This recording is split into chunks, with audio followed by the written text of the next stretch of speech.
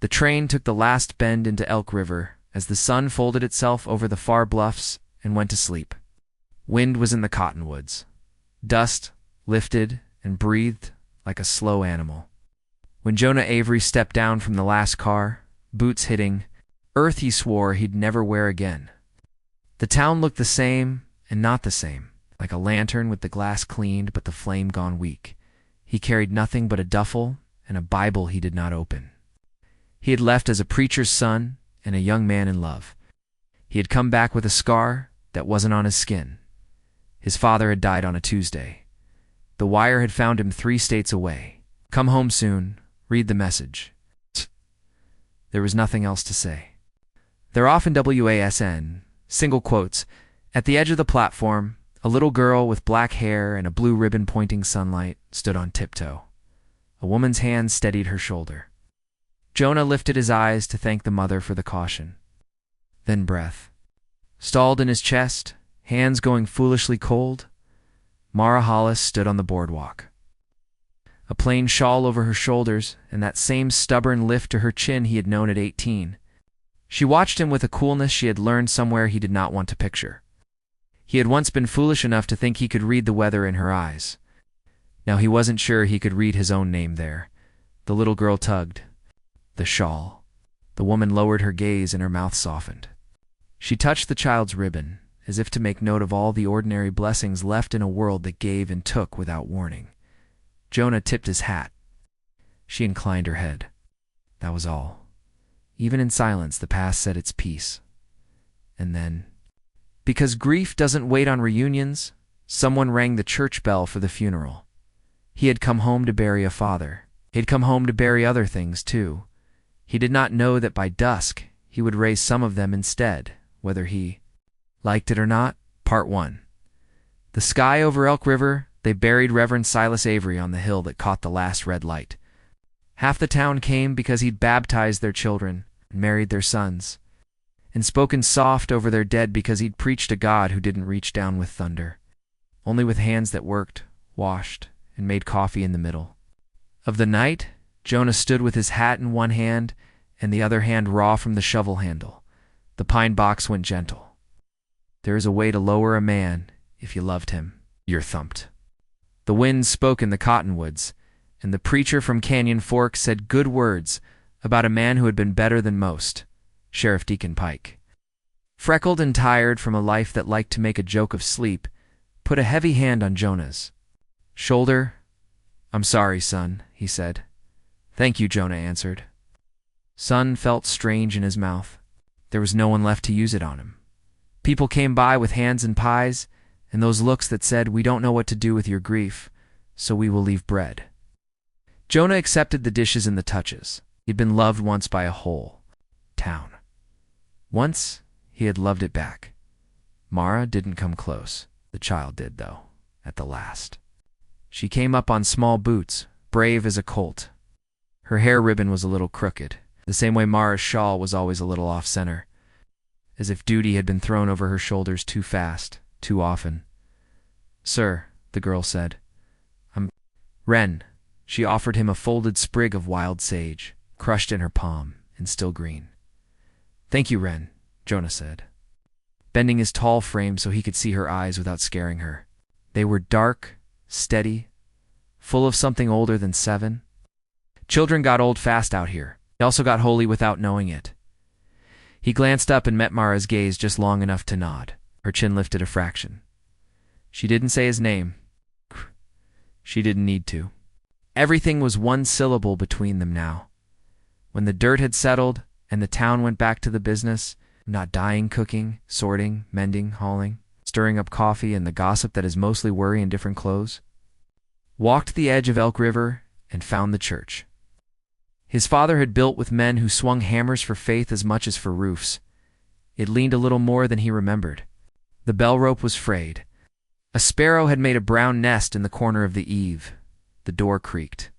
The inside smelled like beeswax and ash, the kind you can't fully sweep away from last winter's stove. He put his hand on the pulpit. It was a thing made by hands, not a place where thunder ever lived. His fingers traced grooves left by other fingers, His father had not been gentle with his hands. He had mended fences and bones, and if truth be told, he had tried to mend the break. In his son, like it was no different. That break was still there. Some bones never knit right if you don't set them early. Jonah lowered himself into the first pew and let his head bow, because that's what bodies do in churches. He did not close his eyes. He would not pretend a conversation. In the quiet, his father's voice came anyway. It wasn't God. It was memory. You only hate what you once loved enough to injure. Silas had said when he caught Jonah kicking his own heart down a road one late night, drunk on nothing but grief. So what is it, boy? What do you hate? Myself, Jonah had wanted to say, you, God. The word God had been a door he slammed, and the house had. Rattled for years after, there had been a blanket. He saw it even now, a small square of soft with blue, stitching worn almost white in places. He could smell winter and iron in the room. He could hear a girl's voice breaking on words. He tried, full that he was. He tried not to see more. He saw. And everything you believe can spill out like water from a broken jug. You don't get it all back, the church door whispered. Boots measured the aisle with a careful step. Jonah did. Not startle. If it was a man come to collect an old debt or an old anger, he could only meet him. It was Mara. She hadn't come into this church for 2 years, people said. Some left that to shame, some left it to sorrow, some left it to a past. That did better work when it was left alone. She stood at the aisle end, hands working the shawl fringe, watchful as a mother quail. She looked like the kind of woman who has done heavy lifting in her life water. Wood and the weight of things you can't set down. Your father gave Wren the old hymnal last Christmas, she said. Her voice grated soft like a match that had struck 100 times but still had enough spark to light a fire. He let her stand on the step stool and ring the bell when the snow came. She remembers that. He was good with children, Jonah said. Don't say he taught me to keep bees, or he used to fall asleep holding his tea and mother would laugh and tuck it from his hand, boy. Don't say all the small things you can't carry without breaking. He was good. Silence laid itself between them. She didn't cross the distance. He didn't trust his feet to do it for him. I brought you something, she said, and took a folded envelope from the pocket of her skirt. The paper had a pressed flower inside it, larkspur, by the look of the stain. Your father left it. With me, in case. Well, in case you came back for me, Jonah asked, and he hated that his voice sounded like a boy's for half that breath. For you, she said. I told him I didn't want any part in carrying something that might break you. He said maybe it would mend you. I don't know which of us is right. She held the letter out. He took it and touched her fingers by mistake. It felt like the day you put your hand on a stove you didn't know was hot. You look tired, he said, to fill the place where other words could do harm. I am, she answered simply. He waited for a minute that could have been a year. Wren is your daughter, he asked, trying to keep it light, letting the question float toward the simple. She is my heart, Mara said. The way she said it put an end to what labels needed to be. He swallowed. If he opened the letter now, would he bleed or be healed? You told him that I might not come back? I told him a man who leaves with a wound that deep might not know his way home, Mara said. He said even a blind horse can smell the barn. He almost smiled. Sounds like him. She nodded. Then her face closed. If you have debts, Jonah, pay them fast, she said. People have long memories here. Some remember generous, some don't. I swallowed. Don't stay at the saloon. Stay at Mrs. Alder's. She'll feed you in exchange for chopping wood. She's not afraid of you. He took that like a blessing and a hit. Is that what I am, then? He asked. Something to be afraid of? She tilted her head. I am. More afraid of the men who call themselves respectable and smile while counting your last coin, she said. But there are those who'll say you rode with men who burned a wagon train near 3 Crossings. They'll say you were seen with Luke Caldwell at the Henry Ranch before it went wrong. His jaw tightened at the name, but he didn't look away. I never burned a wagon, he said. As for Luke, she echoed, and that was a ledge no one wanted to step beyond. Be careful. He is dust that gets into everything. Is he here, Mara? She breathed in. He's everywhere, she said. Money has a way of traveling even when men don't. Her hand tightened on her shawl. She lifted her chin again. "Don't forget to eat," she added, which was a woman's mercy in a world where you could forget to do the simplest things and die of it. "And don't open that letter alone if you can't bear what's inside." He watched her turn and walk down the aisle and out, the weak light laying itself like a strip of pale on her hair. He held the envelope and thought, "If there is a thing in this world I've done wrong enough to bury me, it will be written in here," he thought. "If there is a thing I did right without knowing, that too?" He slid the letter into his jacket. Sometimes a man waits at the edge of pain, because the waiting is the last power he has. He did not know he would open it with a gun pointed at his chest. Part 2. Under the blanket, the past is not a place you walk back into with both boots and your hat tilt just right. It is a creek you slip into without meaning to, and the water takes you before you know the rocks are under your feet. He had been 19, and so sure he could hold a life in his palm. Mara had been a year younger and running from a father who had traded away her choices faster than he'd traded cattle and cards. Reverend Silas had tried to stand between a daughter and a bargain struck on a saloon table. Mara had come to the Avery place at dusk with her hair down and fear sweating through her dress. "Give me 1 week with him," she'd said to Silas. "Too bold for the room, too scared for the world. I'll be gone by Sunday church." "Make a scandal. Just let me be something I chose once." Silas had kept his face stern to be kind. "Child," he said, "you have a father who would sell his own boots, not just your hand. You run with my boy, and I can't make you not. Go. But don't think this world won't collect its due whether you pay or not."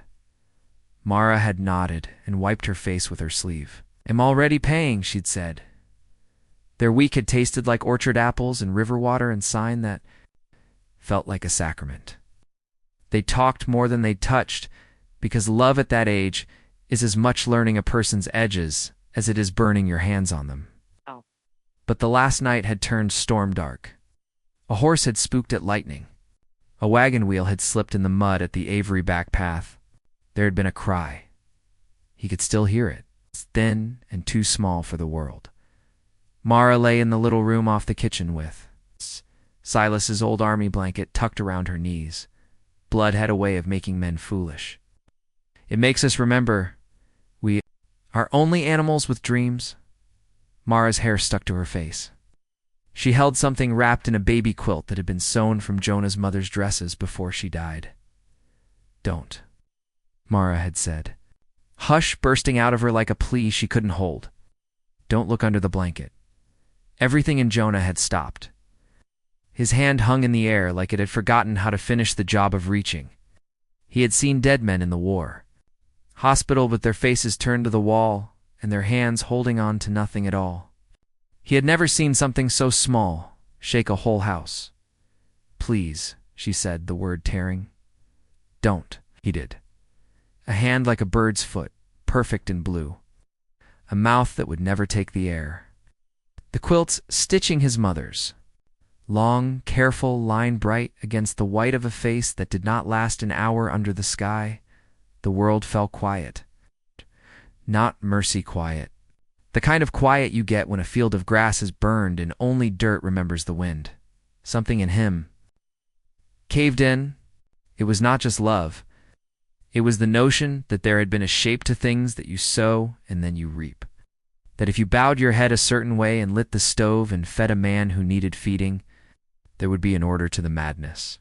A lord whose hand was on the bridle even when the horse danced scared in a storm, he broke in the silence that followed. He looked at Mara's face and did not know how to hold her and not blame himself in the same breath. He looked at his father's hands as Silas took the tiny weight and folded it into the soil behind the house, where the lilacs grew, and said a prayer soft enough not to be heard. The prayer wasn't answered. Or it was, and the answer was no, or not now. And there are answers that break you, as if someone had leaned on your ribcage to see if it would crack. "What was her name?" Silas asked gently, standing with his hat in his hands. Mara had closed her eyes. "Hope," she whispered, "because cruel and true are sometimes the same word." Jonah sat on the step and stared at the horizon, till it went all kinds of colors and then none. He could not be in that room with the blanket anymore. Could not be in that house. Could not be in God's house either.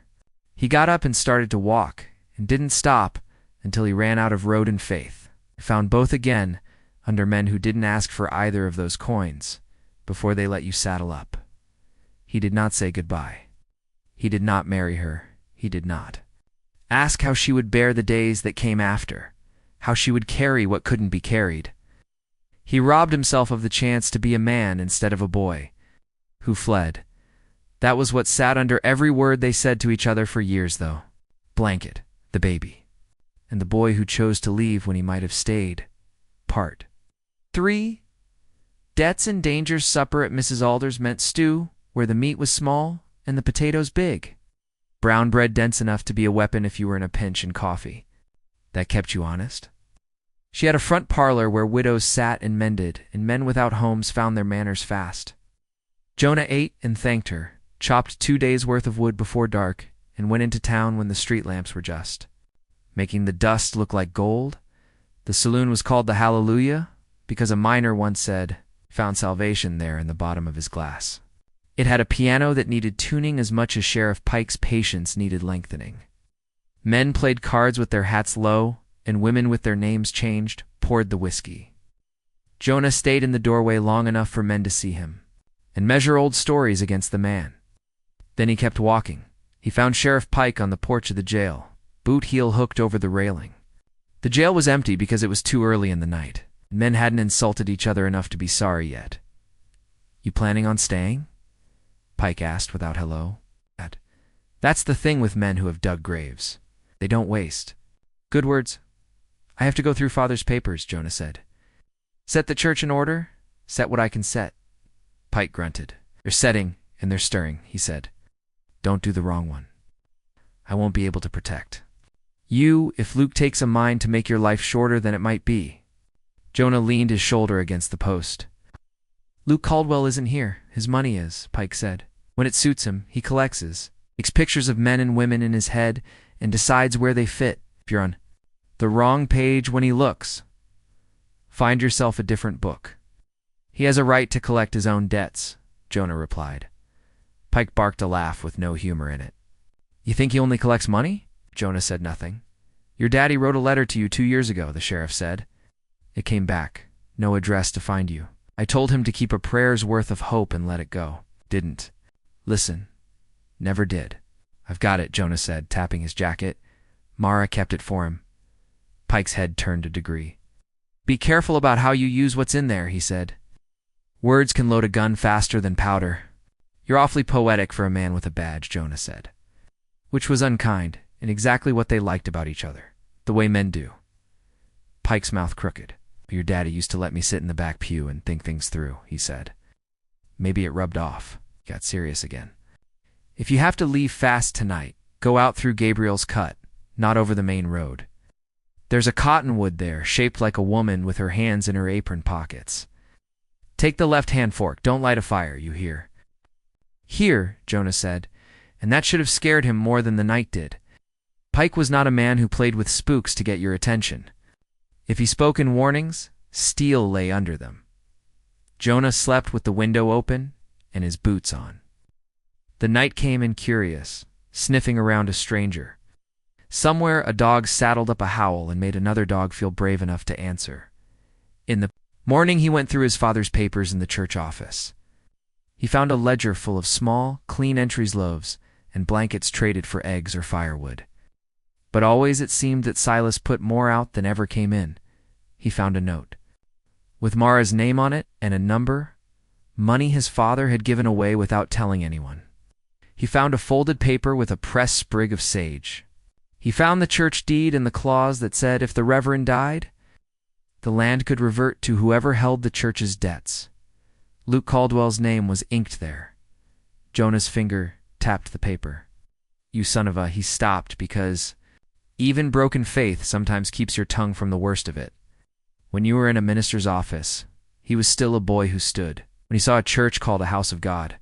He tucked the deed away and could feel the letter Mara had given him like a brand under his jacket. Not yet, he told himself again, though the words inside were starting to burn a hole in stubbornness. He went down to the river after noon, threw a flat stone that skipped 6 times. Wren came running along the bank, hair ribbon flying. "You're good at it," she said, eyes sparkling like the water. "I had a lot of empty afternoons to practice," he said. "You left for a long time," she said, facts laid out like river stones. Mara says sometimes people leave because they're scared, and sometimes they leave because they're brave, and sometimes the world pushes them. And almost always, people think it's for the wrong reason when it's somebody else. "What does she say about when it's the right reason?" Jonah asked. Wistful, Wren thought. "She says even then, it hurts." He felt his throat get tight. "You're wise." She shrugged. "I read," she said, "like the stories with horses, and the ones where people run away and come back and get to keep the dog." He laughed, and the sound surprised him. Joy is a shy animal. If it comes near you, don't spook it. Me too. "Will you come to Sadie Mae's wedding on Saturday?" Wren asked, skipping a stone that hopped once and sank right away. Bold. "Mara helps with the flowers?" "I don't know." "Everyone's going," she said, as if that settled everything on earth. "Sadie's got a pink dress. The ribbon on it has beads. If you stand in the back, no one will stare and think things. Only a few people will." He looked at her and wondered who had taught this child the ways of watching a crowd. "You're going to have to start believing in something again?" she said out of nowhere, offhanded, as if she were reminding him to wash his hands for supper. "Mara says people who don't believe in nothing have to walk twice as far as people who do." "What does Mara believe in?" he asked quickly, because some answers you can bear easier if they are someone else's. "Baking soda," Wren said, "and stitches that don't show. And that you can survive most things if you bend your knees and tuck your chin before the fall." "And God?" he asked, because you can't leave a question like that lying on the bank. Wren made a face. Thoughtful, like a farmer looking at the sky and guessing rain. "She talks to him in the morning when no one is listening," she said. "But sometimes she sounds like she's angry, and sometimes she makes jokes, and sometimes she just doesn't talk at all."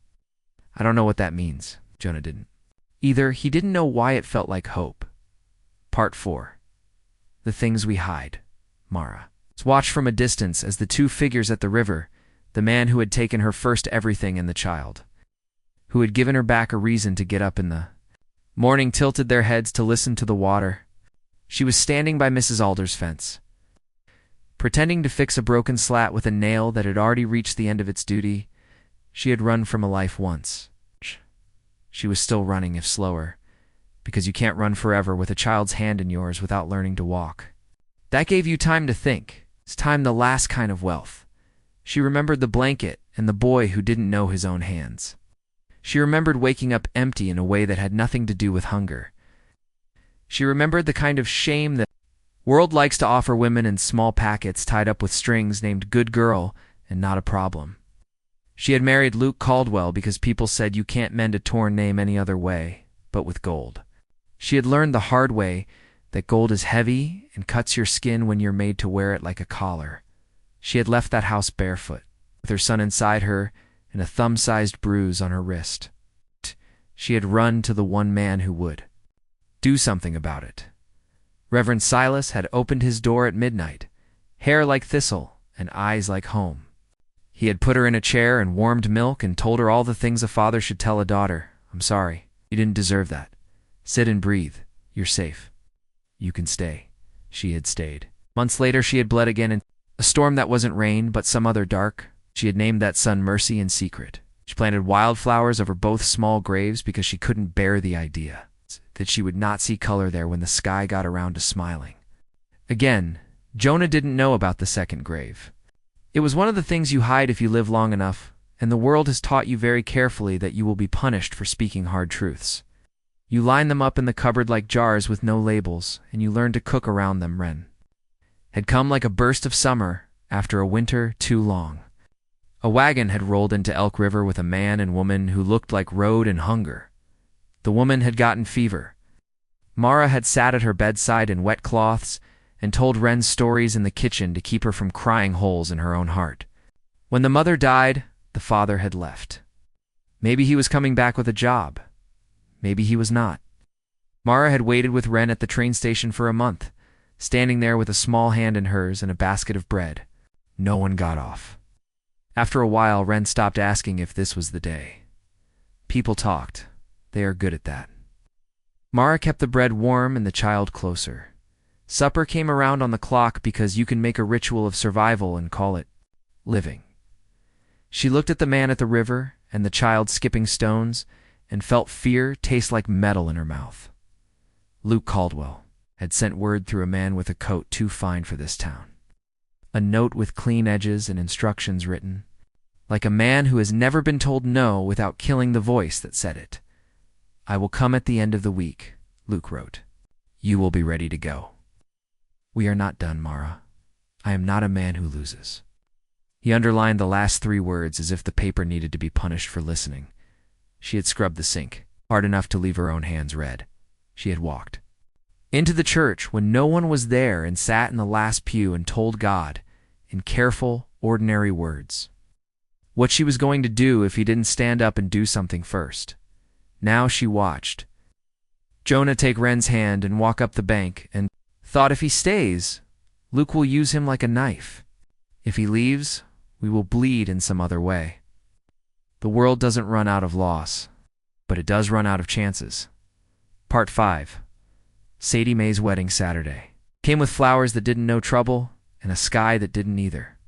Sadie Mae had a dress pink enough to make the sun blush and a ribbon that clicked when she moved because beads have their own music. She had a boy named Jesse who had a laugh that made people forgive him for not having land. People put chairs in the church and fussed about who got to sit where until it didn't matter. The bridesmaids' wreaths were crooked. Mrs. McGee's youngest ate to cinnamon cookies before anyone could stop him. The bell rope held. The piano still did not. It was beautiful, the way broken things can be beautiful when you love them, Jonah stood in the back as Wren had ordered, near the door, where you can leave faster if you have to. He had not opened the letter. He had thought he might, in the glow of a wedding's small mercy. But he had stood in front of the church for a long time holding that envelope and thinking of blue stitching, so he tucked it away again. He did not know what he was saving himself from. Maybe he knew too well. Mara watched Sadie roll her eyes at her mother's instructions and took the pins between her teeth and secured the veil. She smiled when she needed to. She breathed when she could. She wanted to grab Wren and run to the far end of the world where men with money couldn't find them. Sheriff Pike leaned in the doorway and murmured to Jonah, without moving his lips, "Much. There's a rider on the ridge. Fast. Too neat to be a cowhand." Jonah nodded. Luke Pike didn't answer. He didn't need to. The church door opened behind them with the sound a door makes when it is held by a hand that can bend anything to fit. Luke Caldwell came in like a man paying a visit to his own sins. He had a face that had learned to be kind when it gave him what he wanted, and ice when it didn't. A hangman's smile, a black hat, hands clean, eyes American blue, and empty as the sky when it goes too high. "Friends," Luke said, and the lie tasted like sugar in mouths that were used to salt. "Don't let me interrupt your joy. I've only come to collect what is mine." Mara went cold. Wren's hand found her skirt and tugged once, the secret treat they kept to say, "I am scared, but I am here." "Stay behind me," Mara whispered. Luke's gaze crossed the room like a whetstone. It found Jonah and turned into something sharp. "There he is," he said in a voice that made the boy in Jonah sit up and shape his shoulders because it had been trained to obey that tone once. "The preacher's son," Luke Jonah said. "Jonah," Luke returned, as polite as a judge. "You do not have a right to be here," Sheriff Pike said evenly. "This is a wedding, house of God, a town that doesn't answer to you." Smiled. "Everything answers to me if it touches what I own," he said. "And Mara is mine. The church will be to by law come Sunday when the banker closes his book and opens my file. I am generous. I called in only a few debts this week. I could have taken the rest." Mara stepped out into the aisle before Jonah could catch his breath to say no. "I was never something to be owned," she said, a quiet that broke loud in the room. Luke's jaw went tight. "I paid for you in front of your father in half this county," he said. Don't pretend to be a saint. I took you home out of respect. I took care of you. You broke what you touched, she answered, and her hands had stopped shaking. Some men build, some men burn. I know the difference now. He smiled like a cat about to enjoy a bird. Do you? He asked. What do you think I will do to this church if you speak another word like that? Reverend Silas would have. Stood then. He was in the ground, and the ground can't hold a hand out. Jonah stepped out into the aisle instead. It was the first time he had stepped into that aisle since the day of a tiny funeral with no congregation. His mouth went dry. You want to settle something with me? He asked Luke calmly. Let the women and babies go home, and we can do it in the street. You can put on a show and whatever laurels you wear these days. It's what you like, isn't it? To be seen collecting things. Luke's eyes narrowed. He said softly. I forgot you used to talk like your father. He lifted his hand and two of his men pulled the church doors wider. A third man dragged in a bundle that kicked. Wren cried out, and the sound didn't come from her throat. It came from somewhere small and central that had taken too many beats with fear in them. Wren, Mara breathed. The bundle was a boy Sadie's. Little brother who had eaten the cookies died at the hands to make the point. He is a child. Consider it a reminder, Luke said, adjusting his cuffs. When men like me speak, you do not correct them. Sheriff Pike had his hand near his gun. Luke stopped him with a tilt of his head. You've got 3 men outside, Sheriff. I have 9, he said. You want to turn this into a street funeral?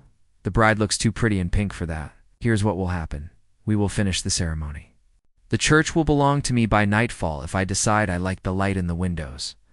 The woman will come when I call. The boy will be released when we are satisfied.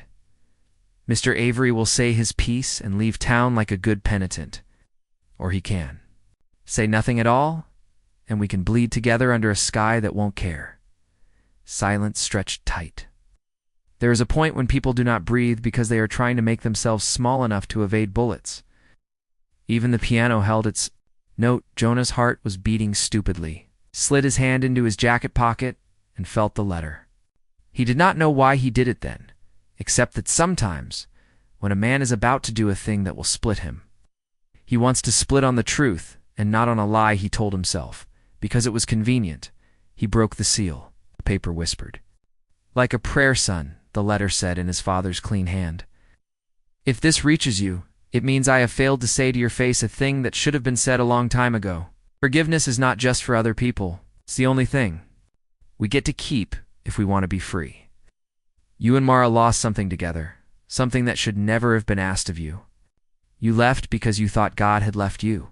He had not. He was in your own father's hands as I dug a small grave with a heart breaking. It was in Mara's breath as she kept living, when living didn't feel like a thing she could do. He is in you now in the way you keep people from harm without remembering how to keep yourself.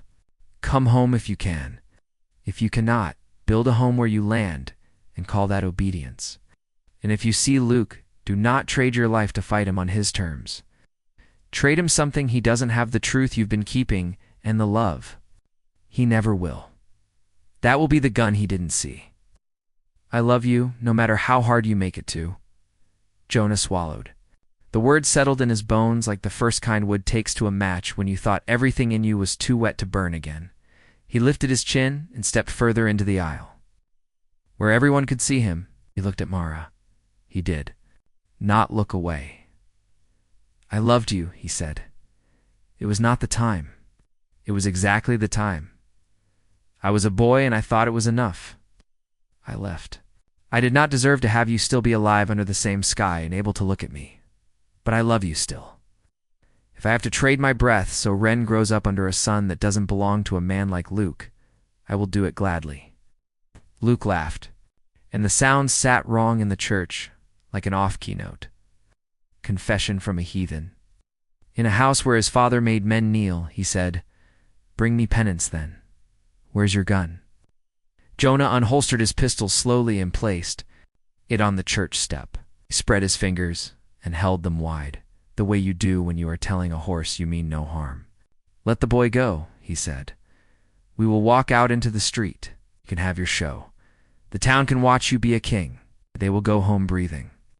They will remember the way a good man falls without begging. You like stories? I'm giving. You won. He looked at Mara. He hoped she could hear the things he wasn't saying out loud. Take Ren through the side door when I move him. Sheriff will cover you from the left. Get to Gabriel's cut, the cottonwood that looks like a woman with her hands in her apron pockets. He hoped she remembered the left-hand fork. He hoped she could see the new shape his body was making large. Distracting a wall, Luke considered and flicked his wrist. The man holding Sadie's brother loosened his grip. The child ran to his mother, who held a cry back with both hands. Out onto the street, then, Luke said. He gestured to Jonah, and as he did, his eyes left Mara like a man taking his finger off a trigger for a fraction of a second, because he is sure no one else in the room knows how to shoot. He thought he owned the light. He forgot that women learn to aim in the dark when no one is looking. Mara moved. She had not held a gun since a winter when men came through the door. Thought a woman's house was theirs if they said so. Jonah's pistol was on the step. Took it in her hand like a memory. She stood and lifted it and aimed at a spot just below the line of Luke's shoulder. The way Silas had taught her once by talking about fence posts and a wind you have to lean into. Enough, she said. Not loud. The kind of quiet that makes certain men turn their heads because they do not expect power to come wrapped in soft. Luke turned, smiled again, and this time there was a hint of fear under it, because love was standing in a church with a gun aimed steady, and he had never been loved in any way that did not flatter him.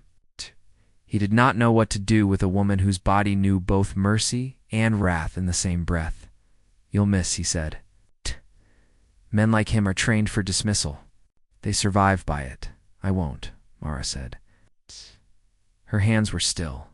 She had stitched in low light and held a dying baby and picked up a man's violence and set it down and washed the stain out of the sink and walked a child to the station for a month. She knew how to hold. Ren stood behind her, hand knotted. In her skirt, not crying, she was watching the sheriff with her quick eyes. Pike had his gun low, angled like a promise. Jonah, Luke said. Tell her to put it down. Jonah took a breath. Mara, he said, don't shoot him for me. Shoot him for you. The room breathed as one. Sadie held Jesse's hand with more strength than ceremony. Outside, the sky went the color of brass. Somewhere, someone's horse picked up its head and listened. 'Cause animals know when men are making choices that matter. Luke's jaw ticked. He lifted his hand. A door slammed at the back. A woman's quiet had done a thing men's shouting couldn't. It had told the town the right story. The women in that church were not going to watch a girl wear pink over fear and then watch blood stain it. They were not going to watch a boy they had watched run down Main Street with a dog die like a hero so they could sit their quiet lives on top of his grave. They stood. Mrs. McGee raised her chin. Mrs. Alder raised her rolling pin. Fitch, who taught school, took a chair leg from behind the organ and set it on her shoulder like a soldier with a spear. It shouldn't have been ridiculous. It wasn't. People are funny creatures. They will die for ideas and a certain kind of neatness. They will also live for the same, I think Sheriff Pike said in a drawl like molasses at the bottom of a jar. You are outnumbered in this room, Mr. Caldwell, even if you have 9 outside. These women can raise a church from sticks, and they can burn one down if they have to. I'd bet my badge they know how to take a man apart with kitchen tools. Luke blinked, not because he was afraid of cinnamon roll pans, but because he didn't know which way this had shifted. It wasn't about gun barrels now. It was a different numbers game, and he didn't own the accounts. He went for his gun. Mara fired. She did not kill him. She did worse. She hit him where pride is kept in the shoulder of the gun arm. The pistol fell, and his men moved because that's what happens when a leader falters. Pike fired into the ceiling by the door to startle Stupid out of the room. Men in the pews gathered themselves into something like courage when they saw Mara standing. Jonah took 2 long strides, covered Luke, and then turned his back on him and faced the men in the doorway. Outside, he said softly, orders didn't sound like orders when you trusted them. Let the boy go. The boy was gone. Let the women walk first. They were already walking. Drop the guns. Go home. Every man gets to decide tonight which story he is living. For a stretched minute, someone's life decided itself like a coin flipped slow. Then the first man wavered, shifted, and did the unexpected, which always shifts such moments. He lowered his gun. He looked at Mara, then at Jonah, then at the town whose hands could build or burn. He took a step back. Another followed. Shoulder, shoulder, shoulder. They moved like a field of wheat, reconsidering the wind. Luke bit off a curse and pressed a hand hard to his wound. Blood made patterns like art he didn't like. It wasn't the kind to bleed for free. He glared at Jonah like a vow. "We're not done," he said, and it sounded like a man who had finally discovered the bottom of his power and didn't like the view. "Yes," Mara said. She stepped forward, eyes so steady it made him look away. You don't own me? You don't own this church? You don't own this town's mercy?" Pike moved past Jonah, quick and clean, and cuffed Luke with the speed of a man who had spent a lot of nights not sleeping, so he could get good at exactly this. "You're under arrest for brandishing, disturbing the peace, and making a bride." "Cry," he said. "We've been wanting you, Luke. You've a spine of charges in Amarillo, and a string of them up to Cheyenne.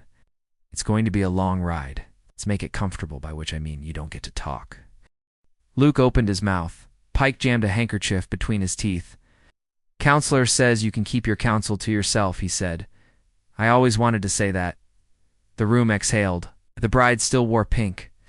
The ribbon still clicked. Sadie's brother ate another cookie, because men often respond to stress by doing exactly what they did before the trouble started. The town started remembering it was a wedding with the kind of laughter that isn't disrespectful. It is desperate and beautiful. It says we have survived something. We are allowed to dance on this floor. Jonah did not dance. He slid along the wall with his heart in his hands, because you can carry it that way if you're careful. He found Mara near the front, Wren tucked in her arm like a promise she intended to keep. He opened his mouth and nothing came. He did not have the right words. He had a life to offer. He had his hands. She looked at him, and then at the letter in his pocket, and then at the place where Lieutenant Caldwell had stood and bled and been quiet for once in his life. She nodded toward the door. "Walk with me," she said. They went to the little graveyard behind the church where the lilacs had lived for years, stubborn as women, kind as mothers. The air was full of the smell of green. Did not ask which small mound held his first loss. Did not look, because some mercy is in obeying when someone says, "Don't look under the blanket." And you finally understand it was not about hiding truth, but about keeping you from tearing a wound you're finally learning how to stitch. Mara sat on the bench. Silas had put there for mourners who needed to sit before they fell. She drew Wren into her lap and pressed her nose into the child's hair like prayer. Wren curled her hand around Mara's, then reached out and took Jonah's, as if they had always been sitting like this. Three around a center that held. "I kept thinking I would tell you," Mara said, eyes on the lilacs. "But every time I came near it, the words burned my tongue. I lost another baby after you left. I named him Mercy. No stones. It's just flowers. If I had told you before today, it would have been to hurt you, to make you carry weight. Thought you shouldn't be allowed to lay down? I wanted you broken like I was. That's an ugly thing. I am not proud of it. I'm saying it because I am going to stop being afraid of my own heart." Jonah did not speak because he knew the trick of sacred places in a woman's confession. How one wrong sound could make everything small and foolish. He squeezed her hand and let her keep the lead. "I married Luke because I thought I could repair what was torn," she said. "I could not. I ran because I didn't want to die with my face on the floor.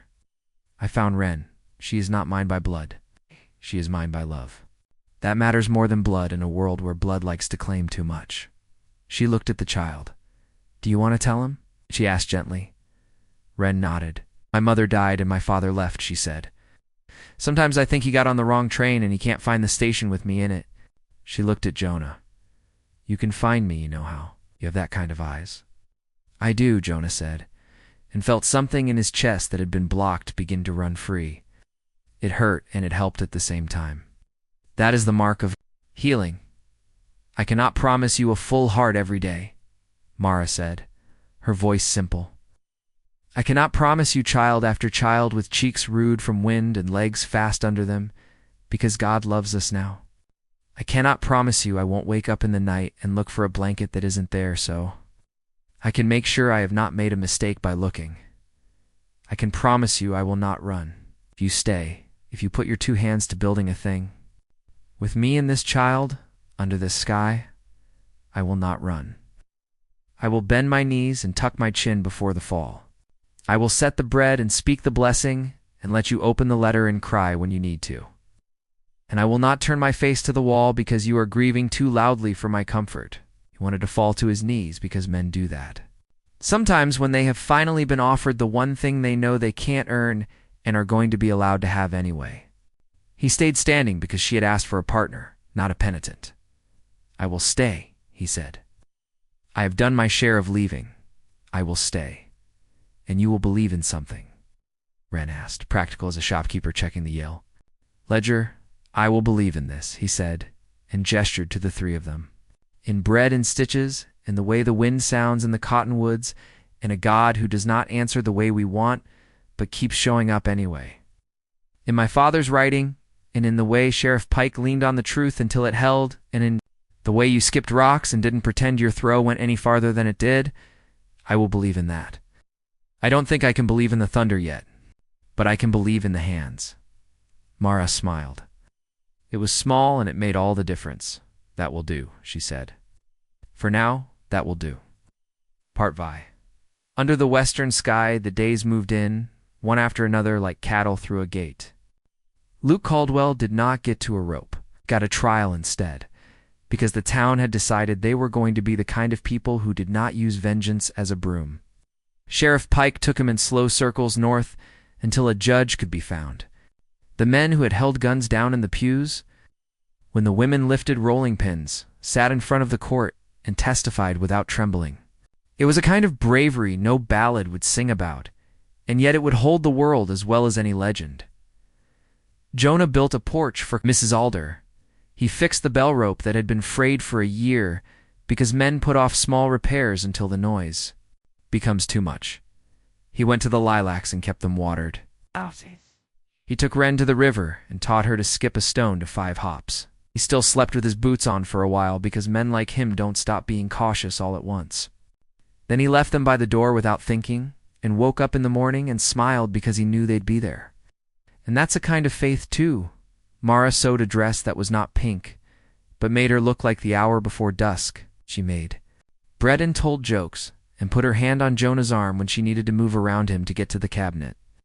And sometimes that was all it took to make a life feel like a blessing. She stood in the doorway in the evening and watched the way the clouds laid themselves down on the hills like quilts. Some nights she went to the church and sat in the last pew and didn't say anything out loud. She didn't need to. She learned that some prayers are made with your arms around a sleeping child and some are made by taking a man's hand under a sky that had seen hunger and kindness both. Wren learned to read the Psalms to her own rhythm and to argue with the passage, like you argue with a brother you love.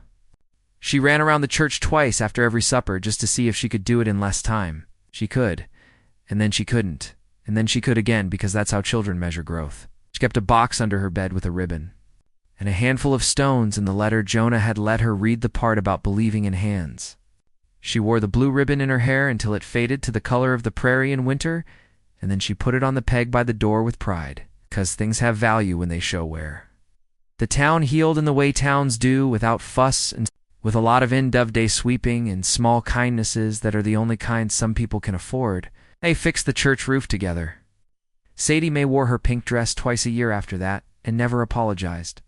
Men with money learned to look women in the eye when they asked them a question. And women with rolling pins learned they could keep them on the counter and still be ready if the world went sideways again. On a Thursday, Mara stood at the church door with a bouquet that had wild roses and sage and a sprig of lilac tied with unbleached cloth. Jonah waited at the front with a small smile and a jacket that was pressed within an inch of its life, because Mrs. Alder had taken it upon herself to press it, and you don't argue with that kind of mercy. Sheriff Pike stood in the back and pretended he wasn't crying by wiping his face with a handkerchief and saying he had gotten dust in his eyes. Wren stood between them with a ribbon in her hair and a grin that did not know how to end. If someone expected a groom to cry, they were disappointed. Jonah did not. He did something quieter. He took Mara's hand and did not let go. And in that simple human permission lay all the tears he had learned to lose. Reverend Silas was not there, and he was. The sun on the floor made a shape like the pattern of the stained glass in the window, and Wren pointed and said, "Look, he's here." And nobody told her she was wrong. They did not promise forever because they had learned how rude time can be. They promised mourning and bread and stitches that don't show, and hands that know how to hold and let go both. They promised to say sorry fast and to forgive faster when they could, and to wait for the forgiveness when they couldn't. They promised to visit the graves and speak the names as if the country could hear and bring the water deeper in the wells. When they walked out of that church, the sky was the color that made the world a painting for a minute. The wind in the cottonwoods said what wind always says: "I was here before you and I will be here after, and this is good." They stood on the steps. And the town threw rice because it was reckless and expensive, and sometimes you want the sound of it like rain on a roof to make your mind go quiet with joy.